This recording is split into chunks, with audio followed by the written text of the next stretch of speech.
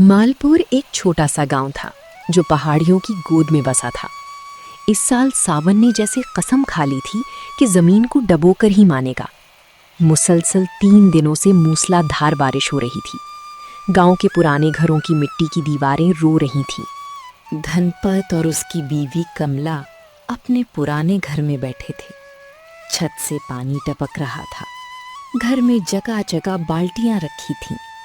बाहर बिजली कड़क रही थी। सुनते हो, ये बारिश रुकेगी भी या नहीं? सारे खेत डूब गए होंगे। जो बीज बोया था वो भी गया। खेत की तो बात छोड़ो कमला, ये जो मगरिबी दीवार है ना, इसे देखो, ये अब ज्यादा नहीं टिकेगी। अगर रात को गिर गई तो अल्लाह ताला पर भरोसा रखो, वो हमें खाली हाथ नहीं छोड़ेगा। अरे, ये बारिश हमें तोड़ने नहीं, आजमाने आई है। तभी दरवाजे पर जोर की दस्तक हुई। धनपत और कमला दोनों चौंक गए। इस काली रात में, इस तूफान में कौन? दरवाजे पर एक उधेड़ आदमी खड़ा था, सर से पांव तक भीगा हुआ, हाथ में एक पुरानी अटैची। उसके साथ एक जवान लड़की थी जो ठंड से कांप रही थी।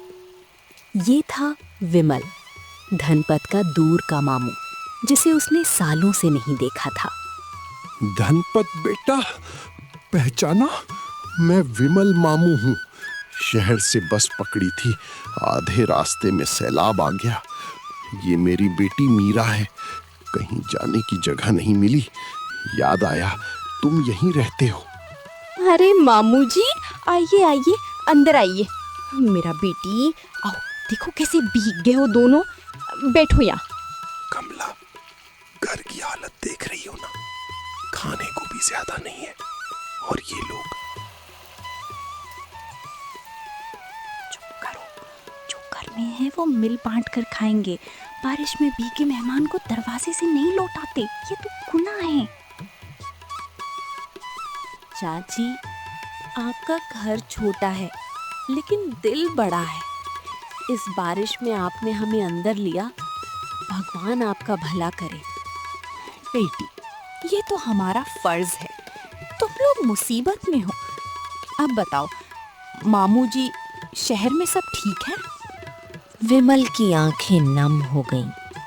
उसने गहरी सांस ली। ठीक नहीं है धनपत।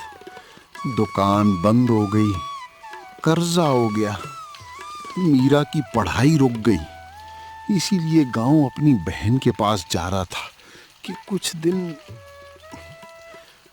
ये अटैची में जो है धनपत, ये मैंने तुम्हारे अब्बा को दी थी 20 साल पहले। उन्होंने कहा था, विमल, ये अमानत है, जब मुसीबत आए तो धनपत से लेना।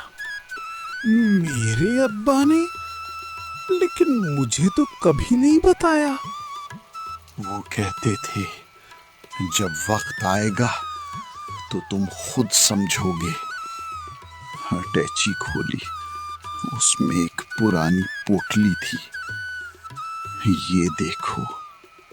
पोटली खुली तो उसमें पुराने जमाने के चांदी के सिक्के थे और एक तय किया हुआ कागज। धनपत ने कागज खोला। बेटा धनपत, ये अमानत तुम्हारे काम आएगी जब सबसे बुरा वक्त हो। लेकिन याद रखना, जो मुसीबत में तुम्हारे दरवाजे आए उसे खाली हाथ मत लौटाना। यही हमारे घर की रीत है। घर में सन्नाटा छा गया। बाहर बारिश अभी भी हो रही थी, लेकिन इस सन्नाटे में एक गर्माहट थी।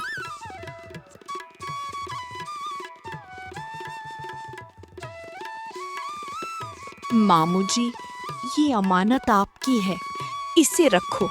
मीरा की पढ़ाई पूरी होगी। नहीं कमला बेटी, ये तुम दोनों के घर को ठीक करने के लिए भी है। तुम्हारे अब्बा ने यही चाहा था कि जब भी जरूरत हो हम एक दूसरे के काम आए।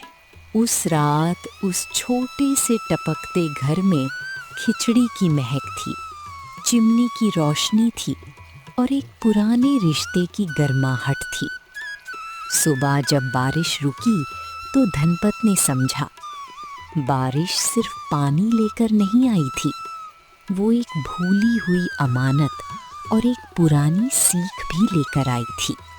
कहानी का सार: मुसीबत में आए रिश्तेदार भगवान का रूप होते हैं और जो बाप का दिया हुआ संस्कार होता है वो सबसे बड़ी दौलत है।